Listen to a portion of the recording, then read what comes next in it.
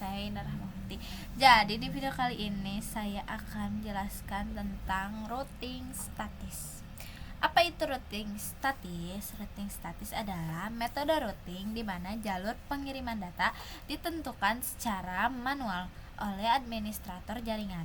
Router tidak menentukan jalur sendiri, melainkan mengikuti rute yang sudah ditetapkan. Dengan router statis, setiap jaringan, tujuan, dan gateway harus dimasukkan secara manual ke dalam tabel routing. Cara kerjanya itu, yang pertama,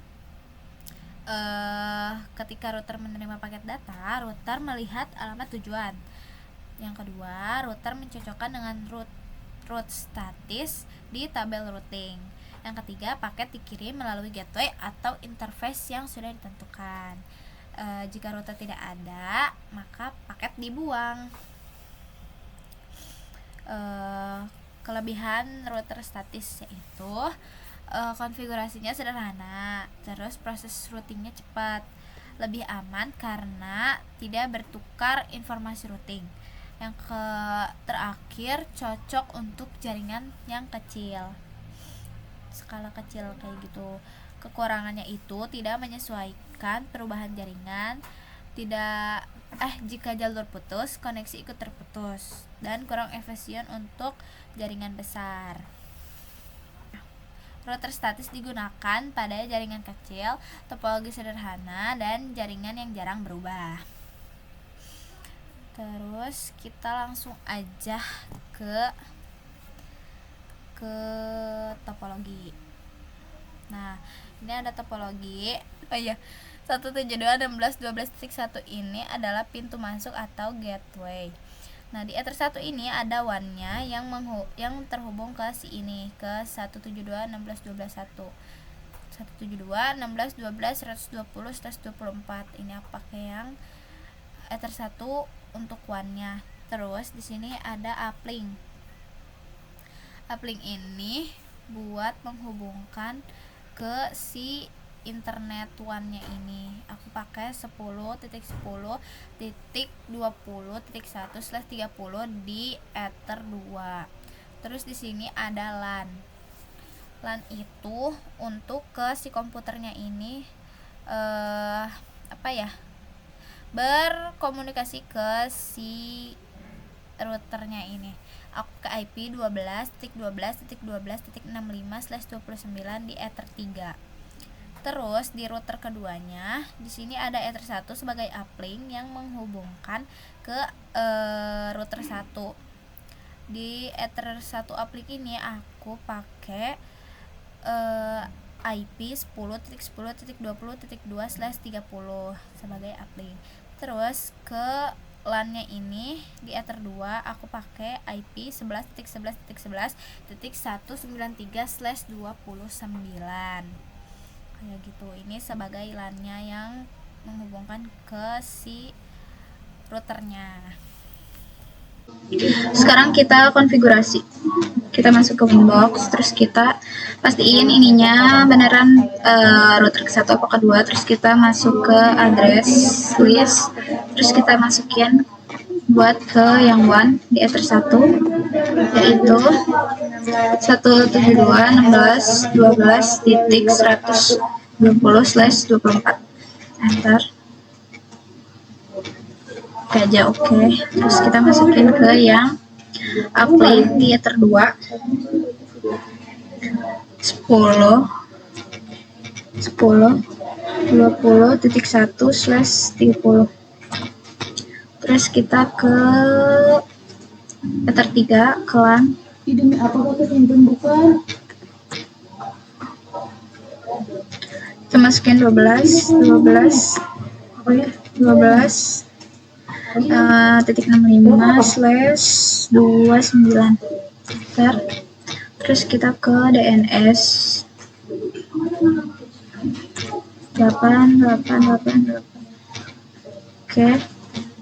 Terus kita ke firewall NAT, terus kita masukin accept, terus yang masquerade, terus di generalnya kita masukin Ether 1. Ntar Terus kita ke roots. Nah, di roots ini kita masukin 000 dan gateway yang buat ke C1 nya 1, 2, 16, 12, titik 1, enter. Terus kita masukin ke apa sih buat ke router B, itu 11.11.11.192/29 gateway-nya 10 belum 20.2 enter. Terus kita ke DHCP server. Terus DHCP setup. Ini kita di yang LAN Ether 3. Next. Oke, diundah. Udah semua. Kita ke control panel.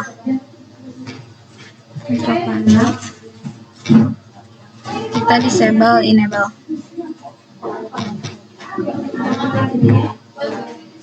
Bisa kenapa ini nggak bisa kenapa sih orang yang pada kerjain gua? Nah, ini udah dapat internet. Terus kita lanjut ke router kedua. Kita lanjut ke router yang kedua. Kita lihat dulu di interface-nya. Tuh, ini Ether 1, Ether 2. Aku masukinnya di situ. Terus kita ke address list. Terus kita ke Ether 1. Kita masukin IP uplink-nya 10.20.2/30. Enter. Terus kita masukin ke yang LAN 11.11.193/29. Enter. Terus kita ke DNS kayak tadi lagi 888. Terus ke firewall. Firewall.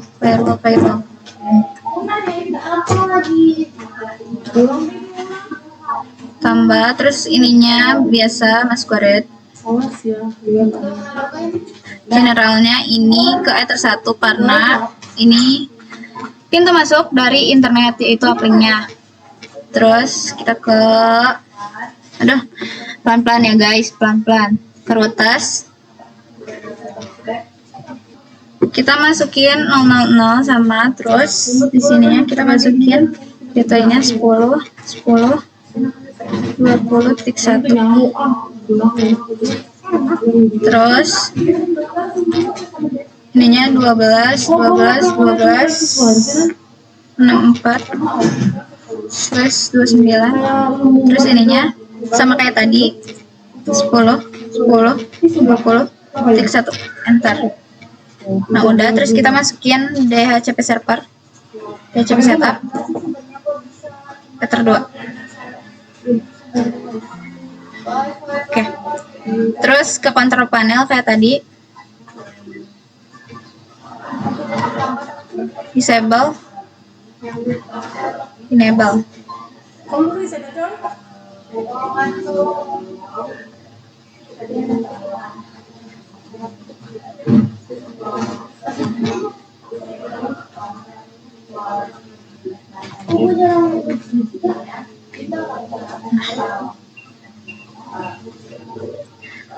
Nah, ini udah dapat internet. Terus kita ke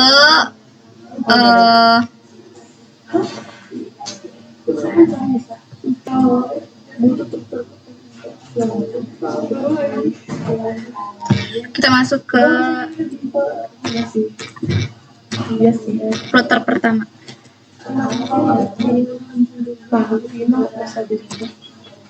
Nah, ini kita lihat. Nah, ini yang tadi kita ke terminal, terus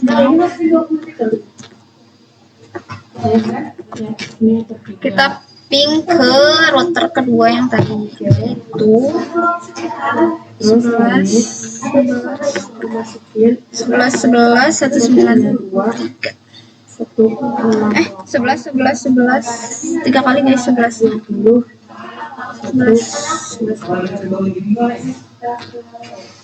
enter. Nah, ini udah keping ya, berarti ini udah berhasil. Sekian dari saya. Wassalamualaikum warahmatullahi wabarakatuh.